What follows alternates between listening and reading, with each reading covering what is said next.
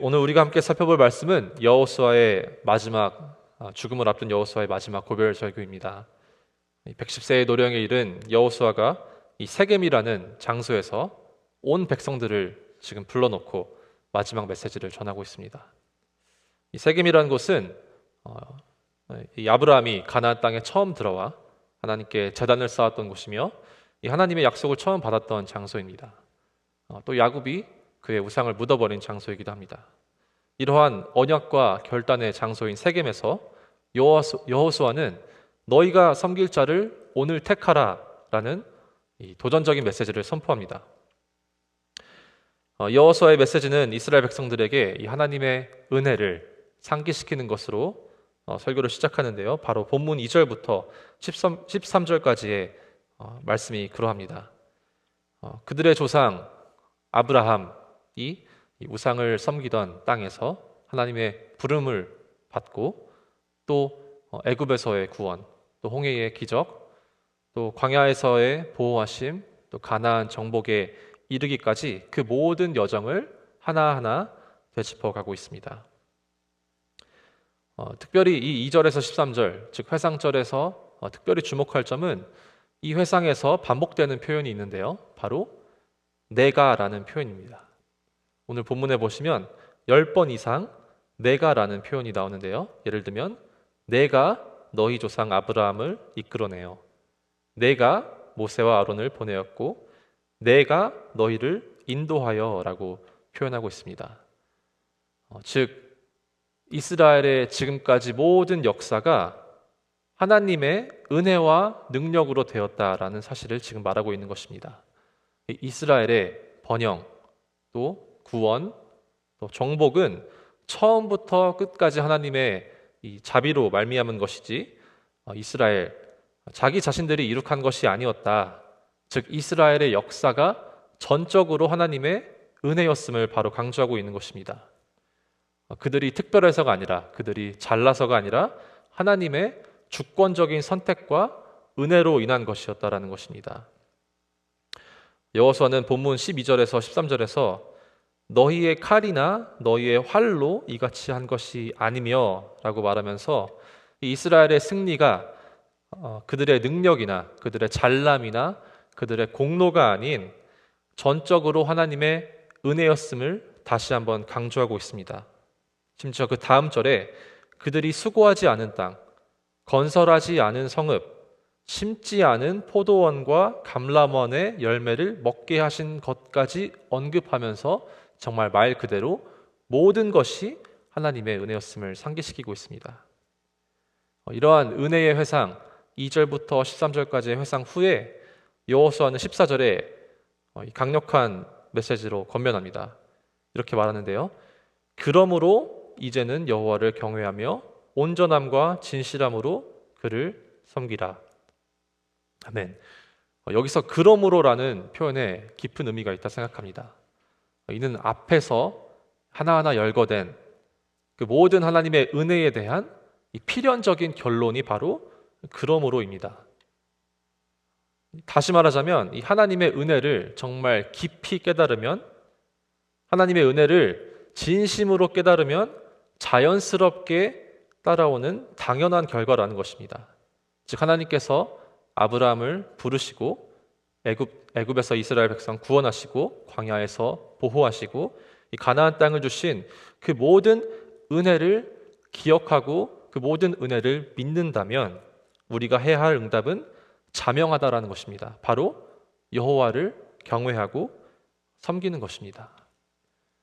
마치 이 아이가 이제 독립을 하여 부모의 사랑을 크며 잘 자라다가 독립하여서 이제 사회에 나가서 혼자 살고 가정도 이루어 이제 결혼도 하였는데 그제서야 이제 마치 부모의 이 한없는 사랑과 희생을 깨달아서 자연스럽게 부모에게 효도하고 싶어지는 것과 같습니다.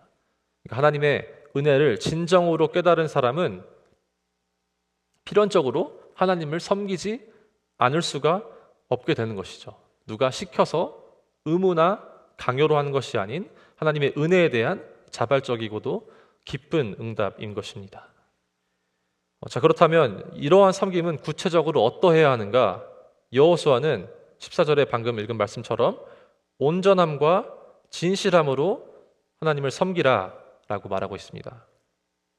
여기서 온전함이라는 의미는 바로 흠 없이 또 전심으로 하나님을 섬기라 라는 의미이고, 진실함은 성실하게 또 꾸준하게, 즉 신실하게 하나님을 섬기라 라는 의미입니다.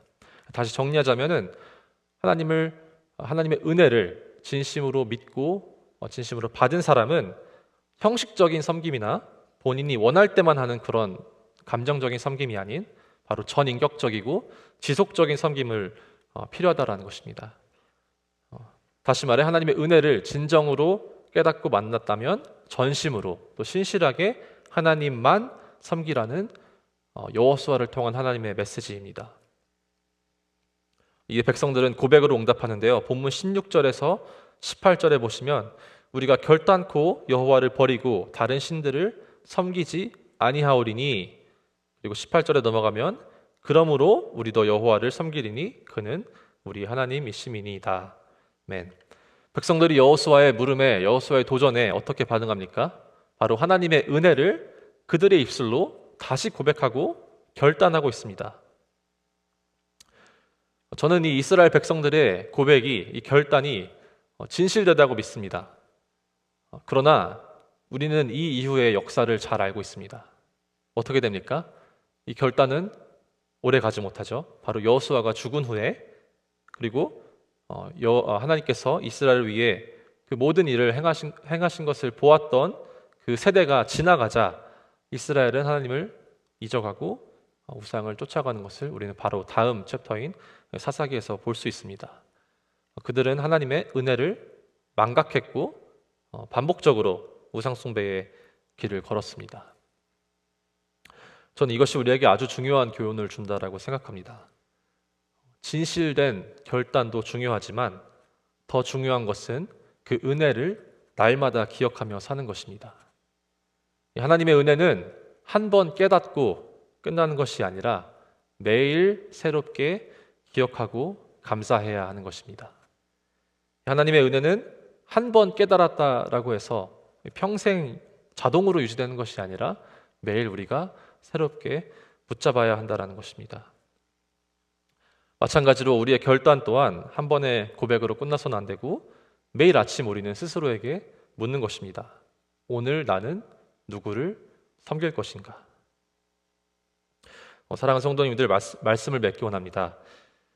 오늘도 지금도 하나님께서는 우리에게 묻고 계십니다. 너희는 누구를 섬기겠느냐? 이 물음 앞에서 우리는 이 과거 이스라엘 백성의 실패를 거울 삼아서 더욱 겸손하게 또 전적으로 하나님의 은혜를 의지해야 합니다. 그 은혜를 잊지 않는다면 우리 역시 여호수아의 고백처럼, 신실한 고백처럼 오직 나와 내 집은 여호와를 섬기겠나이다 라고 분명하게 대답할 수 있을 것입니다. 흔들리지 않는 고백으로 또 온전함과 신실함으로 주님을 섬기는 저와 여러분 되기를 간절히 소망합니다. 기도하시겠습니다. 사랑과 은혜가 풍성하신 아버지, 감사합니다. 우리에게 베푸신 놀라운 은혜들을 기억하게 하시고 그 은혜 앞에서 우리가 어떻게 살아가야 하는지를 깨닫게 하심 감사합니다. 주님, 이스라엘 백성들이 주의 은혜를 잊어버리고 그 망각의 길을 걸었던 것처럼 우리도 주의 은혜를 쉽게 잊어버리고 우상을 쫓아가는 그런 연약한 존재임을 고백합니다. 그러나 오늘 이 말씀을 통해 우리를 새롭게 하여 주시고 주의 은혜를 날마다 기억하게 하여 주시옵소서. 우리의 결단이 한순간에 감격으로 끝나지 않게 하시고 매일매일 삶 속에서 온전함과 신실함으로 주님만을 섬기는 우리 모두 되게 하여 주시옵소서. 우리의 가정과 우리의 일터와 또 삶의 모든 자리에서 오직 나와 내 집은 여호와를 섬기겠나이다 라는 놀라운 고백이 있게 하여 주시옵소서. 주님만 붙들며 주님만 의지하며 살아계신 예수 그리스도의 이름으로 기도합니다. 아멘.